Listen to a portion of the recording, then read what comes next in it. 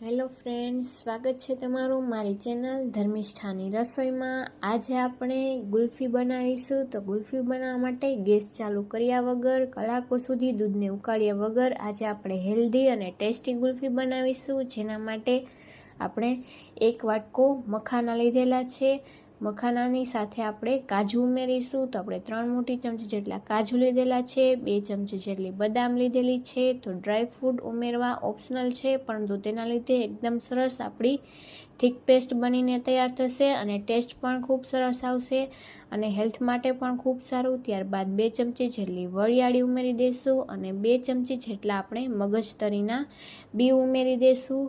અને આ બધી જ વસ્તુ ઉમેરી અને તેનો ટેસ્ટ છે તે એકદમ સરસ ગુલ્ફીમાં આવશે। ત્યારબાદ 2 ચમચી જેટલું ટોપરાનું ખમણ ઉમેરી દઈશું અને 1 વાટકો આપણે ગરમ દૂધ લીધેલું છે તેને આપણે ઉમેરી દઈશું। તો આ રીતે ગરમ દૂધ ઉમેરવાથી ઝટપટ છે તે એકદમ સરસ આપણા મખાના અને બધા જ ડ્રાયફ્રૂટ ને બધી જ વસ્તુ છે તે એકદમ સરસ સોફ્ટ થઈ જશે। તો આપણે 20 મિનિટ માટે રહેવા દઈશું અને બીજા વાટકામાં આપણે ગરમ દૂધમાં 8 થી 9 નંગ ખજૂરને ઠરિયા કાઢીને પલાળેલી છે। તો બંને વસ્તુને આપણે 20 મિનિટ માટે પલાળીને રાખેલી હતી। તો આપણી ગુલ્ફી છે તે કોઈપણ પ્રકારની ખાંડ કે સાકર વગર આ રીતે ખજૂરથી એકદમ સરસ ટેસ્ટી બનશે। તો આપણે હવે આ બધી જ વસ્તુને મિક્સર ગ્રાઇન્ડરમાં ઉમેરી દઈશું અને તેને એકદમ સરસ ફાઇન પેસ્ટ તૈયાર કરી લઈશું।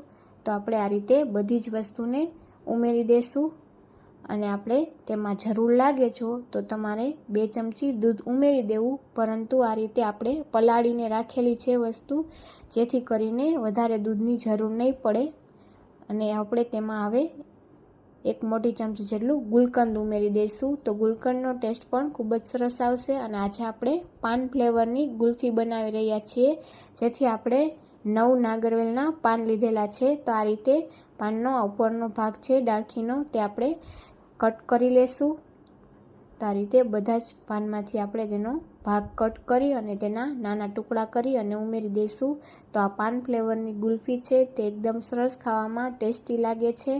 તો તમે પણ જો કોઈ ઘરે મહેમાન આવે કે તમે આ રીતે રાત્રે તમે જમ્યા પછી તમે આ રીતે ગુલ્ફી બનાવીને બાળકો અને ઘરના બધાને તમે આપી શકો છો। ત્યારબાદ છે 10 રૂપિયાના પેકેટમાં મિલ્ક પાવડર આવે તે ઉમેરી દઈશું, જેથી કરીને બરફ ન જામે અને બધી જ વસ્તુને આપણે મિક્સરમાં ઉમેરી અને ફાઇન પેસ્ટ તૈયાર કરી લઈશું।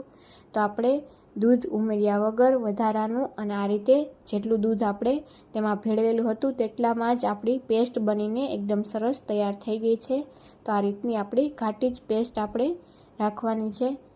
તો આ રીતે તેને બાઉલમાં લઈ લઈશું। ત્યારબાદ તેમાં આપણે થોડા પિસ્તાના કતરણ ઉમેરી દઈશું, ત્યારબાદ થોડા કાજુના ટુકડા ઉમેરી દઈશું અને ત્યારબાદ તેમાં આપણે બદામના આ રીતે તેને પણ સ્લાઇસ કરેલી છે તે ઉમેરી દઈશું અને બધી જ વસ્તુને એકદમ સરસ મિક્સ કરી લઈશું। તો ઓછા સમયમાં અને ઓછી મહેનતમાં આપણી હેલ્ધી અને ટેસ્ટી ગુલ્ફી બનીને તૈયાર થઈ જાય છે।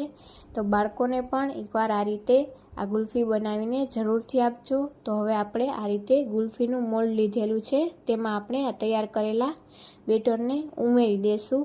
તો જો તમારી પાસે આ રીતનું ગુલ્ફીનું મોલ્ડ ન હોય તો તમે પેપર કપમાં સિલ્વર ફોઇલ અને રબર બેન્ડ લગાવી અને તેમાં પણ આ રીતે ગુલ્ફીને સેટ કરી શકો છો। તો હવે આપણે બધું જ બેટર છે તે આ રીતે ભરી લેશું। તો તમે પણ એકવાર આ રેસીપીથી બનાવીને ટ્રાય કરજો। હવે આપણે બધા જ આ રીતે મોલ્ડમાં ભરી લીધું છે બેટરને અને આ રીતે તેને ટેપ કરી લઈશું, જેથી કરીને એકદમ સરસ સેટ થઈ જાય અને આ જ સમયે આપણે તેમાં સ્ટીક લગાવી દઈશું।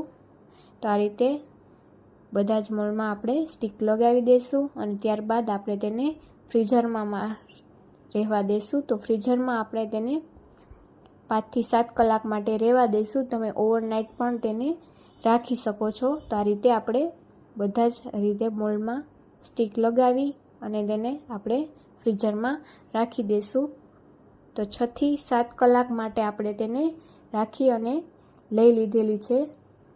તો એકદમ સરસ આપણી ગુલ્ફી થઈ ગઈ છે। હવે આપણે તેને આ રીતે થોડું પાણી આ રીતે તેને પાણીથી એકદમ સરસ આપણે આ રીતે ઉમેરશી, જેથી કરીને એકદમ સરસ અનમોલ્ડ કરવી સહેલી પડે. તો આ રીતે પહેલાં આપણે જેટલી ગુલ્ફી અનમોલ્ડ થાય છે તેટલી કરી લેશી, જેથી કરીને ગુલ્ફી ઓગળી ન જાય અને વિડીયોમાં બતાવી શકાય. અને એ જ રીતે પછી આપણે બીજી ગુલ્ફીને પણ અનમોલ્ડ કરી લેશી.